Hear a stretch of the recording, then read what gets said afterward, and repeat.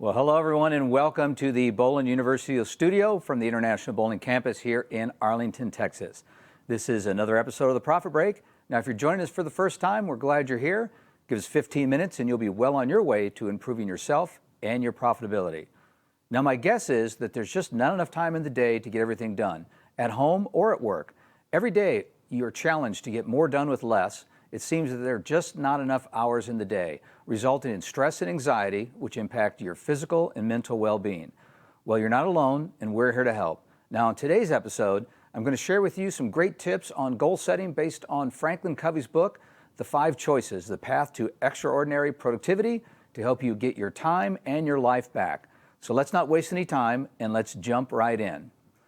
Now, the 5 choices from the book are number 1 is act on the important, go for the extraordinary, schedule the big rocks, rule your technology, and fuel your fire. Now, if you're joining us for the first time on this topic, we did do a previous episode on acting on the important.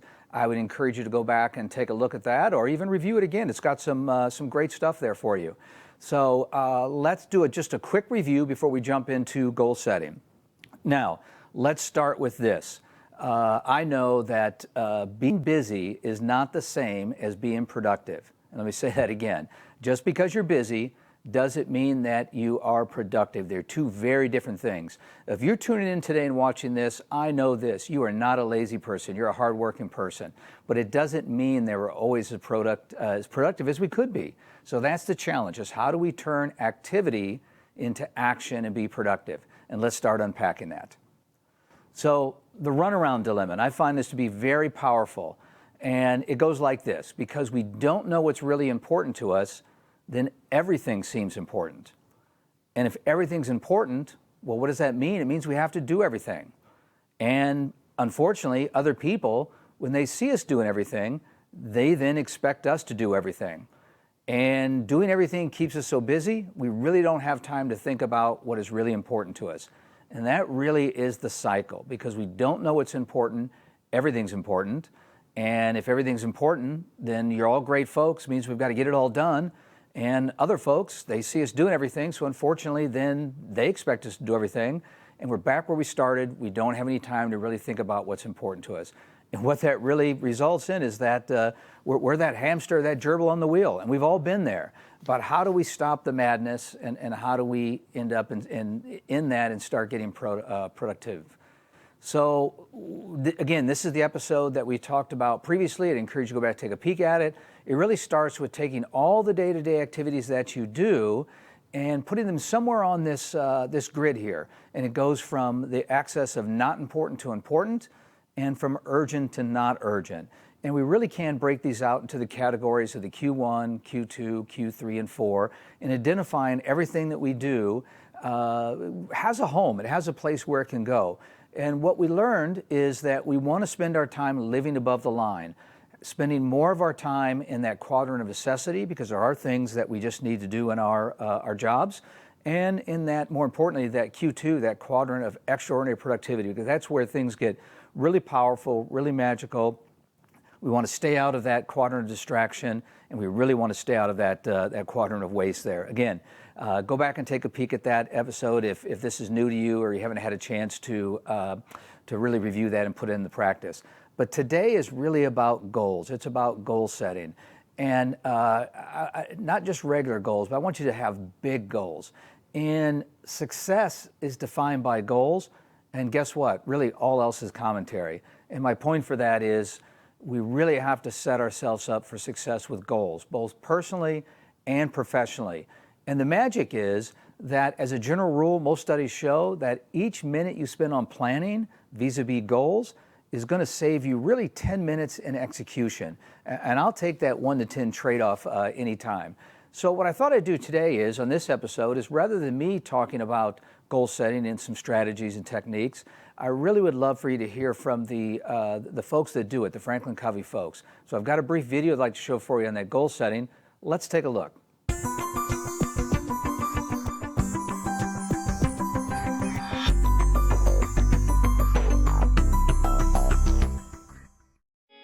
There are some goals that are so important or require such significant change that simply trying harder isn't going to get it done.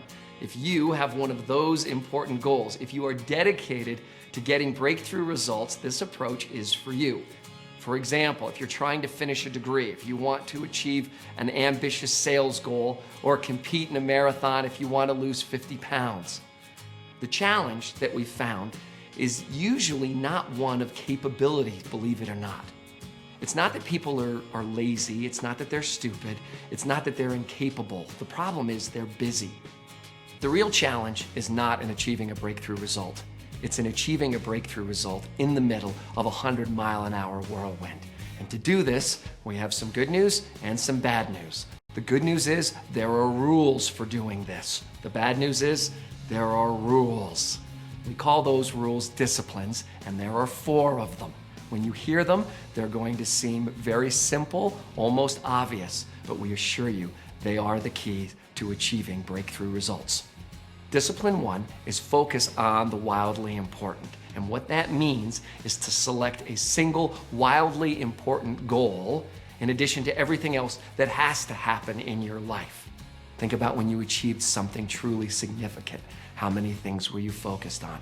What we know is that focus is the first irrefutable law of execution. There are 2 key aspects to the first discipline, and to help you remember them, they both begin with the letter F. The first we've talked about, that's focus. The second is finish line. The wildly important goal has to have a finish line. You have to know how you've won. The easiest way to do that is to put it in the form of from X to Y by when. For example, you wouldn't want the goal of eating better, right? Even if that was really important to you, there's no specific finish line associated with that. So you might think of a result associated with eating better and define the goal around that. For instance, lowering your cholesterol from X 240 to Y 190 by the end of the year. If you wanted to lose weight, you wouldn't just say lose weight, you'd put it in the form of going from 225 pounds to say 175 pounds by March 1st. A sales goal might look like going from $1 million to 1.8 by the end of the year. It could be something as simple as completing my advanced degree by next spring. But in every case, there's a specific finish line. For people to really succeed, there's a switch in our heads we call the game on switch, and we want to throw the game on switch. The first discipline of execution requires that we narrow the focus and define the finish line. Discipline 2, act on the lead measures, is the discipline of leverage. The wildly important goal that you identified in discipline 1 is like a big, heavy rock. It's like a big rock because you haven't moved it yet. Discipline 2 is all about identifying the lever that we're going to use to move the rock. If you've got a rock, you're going to need a lever. And all levers share 2 characteristics. First, you can move a lever. It's influenceable. Unlike the rock, it moves. And second, it's predictive. You can predict that when the lever moves, the rock is also going to move. Those are the same 2 characteristics of a lead measure.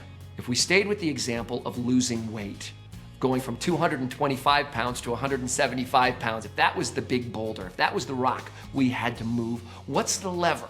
What could we measure that is both influenceable and predictive of weight loss? If you said diet and exercise, you're on exactly the right page.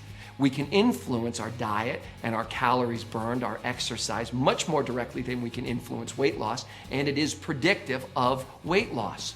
Now, you may at this point be saying to yourself, wow, this is brilliant. How do you guys do it? Are you telling me that if I want to lose weight, I should diet and exercise? That's not what we're saying. What we're saying is there's a huge difference between knowing that we should diet and exercise and knowing how many calories we've eaten and how many calories we've burned. The only people that know that data are the people that are losing weight. Everyone knows that if you want to get good grades, you have to do homework and you have to study for exams. Everyone knows that. What they don't know is how many hours their child spent last week studying for exams or what their child's current homework average is. The parents that know that are the parents of excellent students. Discipline 3 is keep a compelling scoreboard. It is the discipline of engagement. It's what keeps us in the game. People play differently when they are keeping score. If you were watching a group of kids play basketball from a block away, could you tell, even if you couldn't hear them, just by watching them, whether or not they were keeping score? What would you look for? What would give it away? Would there be a change in intensity? Would there be more celebration? Would they be more likely to play by the rules? If they're keeping score, you're going to see all that and more. There's a huge difference in people's behavior. There's a huge difference in your behavior when you're keeping score.